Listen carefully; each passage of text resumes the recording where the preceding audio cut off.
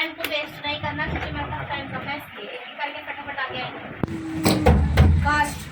सबको जय मसीह की। प्रदर्शन आज का दिन था जी मथुरा का, और अपनी सभा में लेकर इसके लिए धन्यवाद। सबको जय मसीह की। जय मसीह। मैं ब्रो को धन्यवाद करता हूँ सुबह सुबह तो सवाल आज का दिन दिखा और यहाँ लेके आया। आप सामने देखेंगे।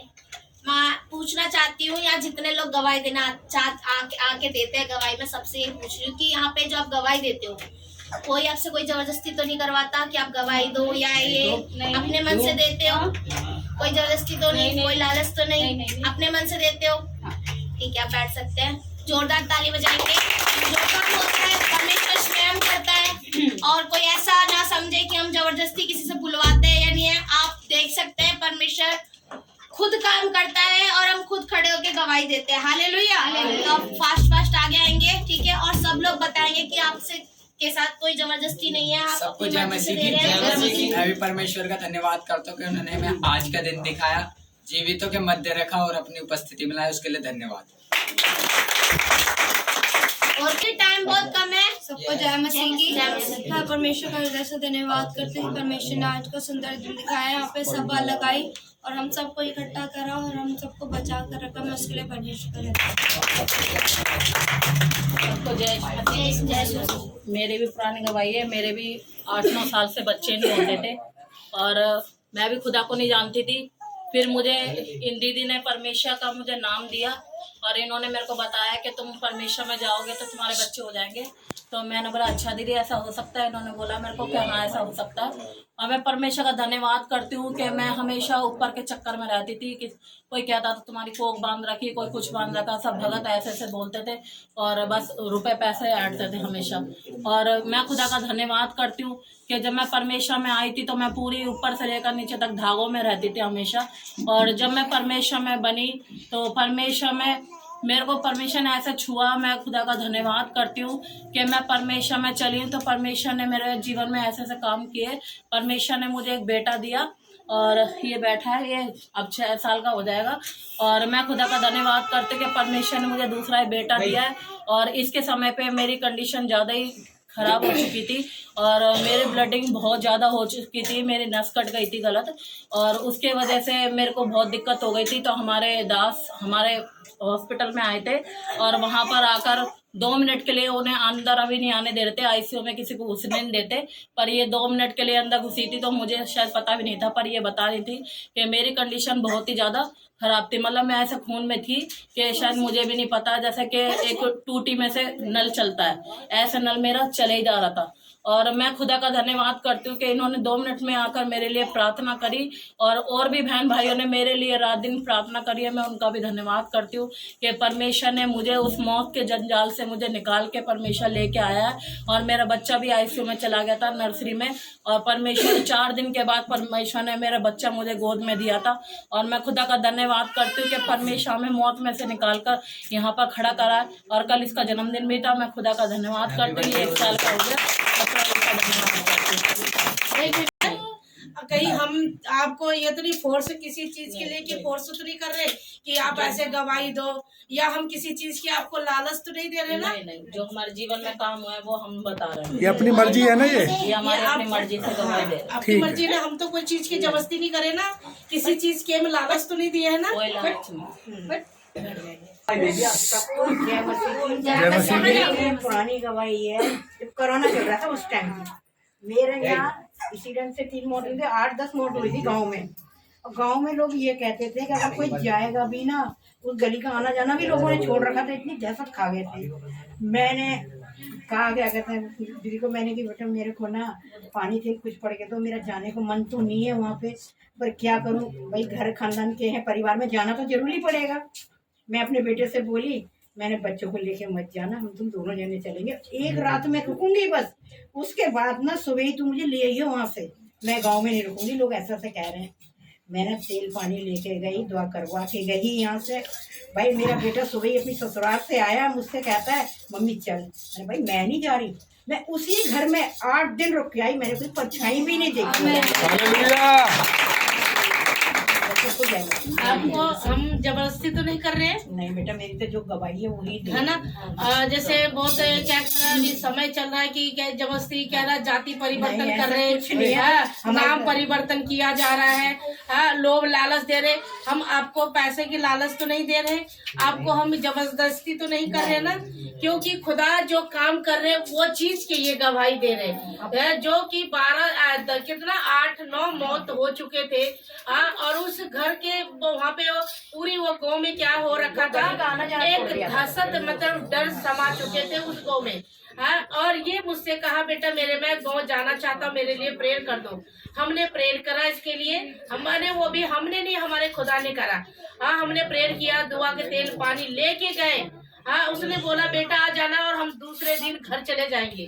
पर परमेश्वर ने कितना दिन इसको उस घर पे रखे, 8 दिन, जहाँ की वो गांव से सब चीजों से दहशत करे, उस घर पे इन्होंने 8 दिन रहा। वहाँ पे कोई डर कोई भय नहीं, क्योंकि ये परमेश्वर इनके इस बेटी के साथ था, और पहले भी इसके साथ था, आज भी है और हमेशा रहेगा। हालेलुया। गवाहियाँ हमारे साथ तो सारा दिन बीत जाएगा ना, पर गवाहियाँ कम नहीं होगी। फिर उन्होंने बहुत कुछ किया है हमारे लिए। अभी कल परसों की बात है, मेरे निखिल की तबीयत खराब हो रही थी, उसको पानी भी नहीं पच रहा था। मुझे इतनी दुआ तो प्रभु की आती नहीं है ना, फिर भी मैंने प्रभु का नाम लिया, बोला बिल्कुल ठीक करा। दिखाई दादी, नहीं तो मैं कुछ पानी भी नहीं पच रहा था मेरे। हालेलुया। ये आपके सामने है, हम जबरदस्ती किसी को नहीं करते। हालेलुया। अभिषेक बैठ जा। मेरे पास एक गवाही पुरानी है और एक मैं खुद बताना चाहती हूँ, नई है। तो मेरी बहन की बेटी है, वो काफी सीरियस थी, शायद ही वो ठीक हो पाती अगर मैं यहाँ दीदी से प्रेयर नहीं करवाती तो। आज वो बिल्कुल ठीक ठाक है और वो जॉब पर भी जा रही है। हालेलुया। आई है और वो दोबारा बोल भी रही थी आने के लिए, लेकिन उसको अभी जॉब पे गई है, तो कह रही मौसी मैं अभी थोड़ा सा काम कर लेती हूँ, मैं फिर जरूर जाऊंगी दोबारा से। और एक और मैं कहना चाहती हूँ भाई, मैंने अपने मन से बोला था, मेरी शादी को 13 साल हो गए हैं, तो मेरे ससुर जो थे वो मतलब नहीं चाहते थे कि मैं अपने ससुराल में रहूँ। तो उन्होंने मुझसे तो नहीं कहा, मेरे हस्बैंड से कहा था अगर तू उसे यहाँ लेके आया तो मैं फांसी लगा लूंगा, क्योंकि वो एक रिटायर्ड टीचर हैं ऑल इंडिया। तो मैंने कहा ठीक है, जब तक वो नहीं कहेंगे मैं नहीं जाऊंगी। वैसे मैं गई हूँ, बहुत बार गई हूँ, लेकिन कभी मेरे ससुर का मेरा कभी आमना सामना नहीं हुआ, कभी बात नहीं हुई थी। मैं अपनी सास से, अपनी जेठानी से सबसे मिलती जुलती थी, लेकिन वो कभी मेरे सामने नहीं आए। और अब मेरे से खुद वो फोन करके मुझे कह रहे हैं बेटा यहाँ रहने कब आओगे। करेंगे तब मैं वहाँ जाऊंगी और तभी मैं उनसे बात करूंगी। तो उन्होंने खुद मुझे फोन करके कहा और रोने भी लग गए थे और कह रहे बेटा यहाँ रहने कब आओगे। मैंने आपको जबरदस्ती तो नहीं करी जी नहीं, किसी चीज के लिए, लोभ लालच पैसों की किसी चीज की तो नहीं करी ना। आप सब लोग देख रहे हैं कि परमेश्वर कितना, ये हफ्ता लगा कि इसकी कितना हफ्ता हो गया है, चौथा हफ्ता, चौथा हो ना, हाँ चौथा महीने में परमेश्वर ने कितनी बड़े बड़े इसके जीवन में। और इसके बारे में मैंने कभी सोचा भी नहीं था कि मेरे ससुर मुझे खुद बोलेंगे आने के लिए यहाँ पर। मुझे लगता था मैं अपने ससुराल से वंचित रह जाऊंगी हमेशा, कभी नहीं जा पाऊंगी। वैसे गई हूँ, लेकिन जब तक कहते हैं माता पिता नहीं होते तो वो अधूरा ही होता है।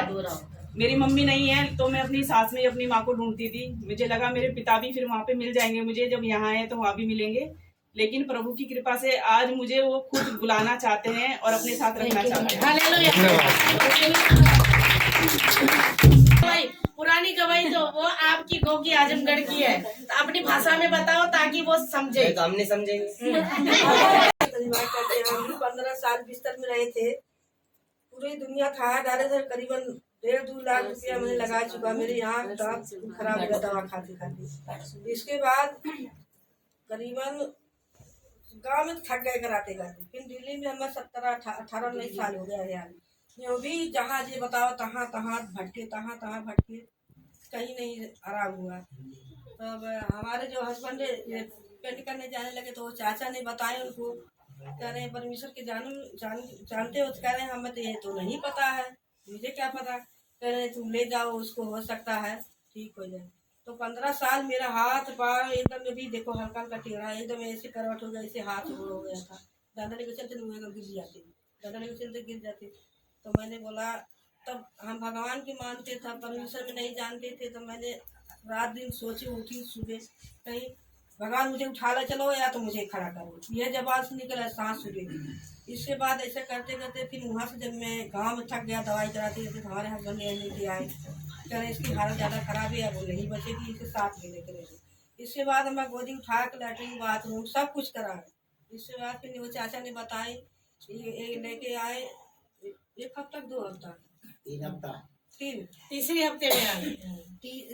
हमें ऐसी हमारी स्थिति रहती है कि हम बैठ ही नहीं पाए, नहाए तो खड़ा होकर नहाए कि मतलब हम कपड़े भी नहीं पहन पाए, वो हमारे हाल में। इसके बाद जब चाचा ने बताया ले आए 2 हफ्ते 1 हफ्ते तो मैंने मतलब उठने लगी, मतलब सहारे से उठने लगी दीवार पकड़ के। दूसरे हफ्ते फिर थोड़ा डेग दाग आने लगे। तीसरे हफ्ते में फिर दीदी ने बुलाया, दीदी ने मुझे नहीं देखे, ये दुआ करे घर में से दुआ करें। इसके बाद फिर ये बुलाए उसको लेके आओ। इसके बाद हम फिर हाथ पकड़ के लाए। 1 महीने में मतलब हमारा आना जाना का परमिशन धन्यवाद हमें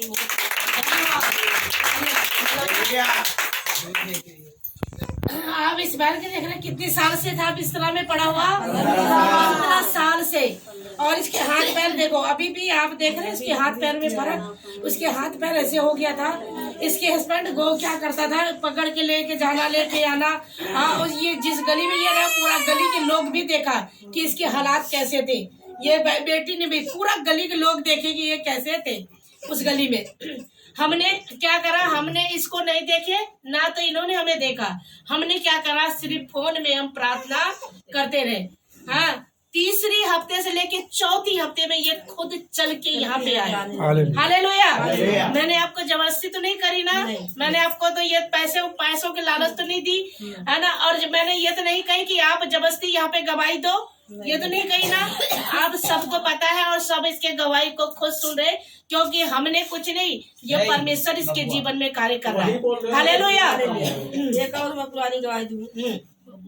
हमारे हस्बैंड जो नहीं लगता था, उनके मतलब 6 बजे से बिल्कुल नहीं लगता था, बिल्कुल नहीं लगता था और दिखाई नहीं देता था।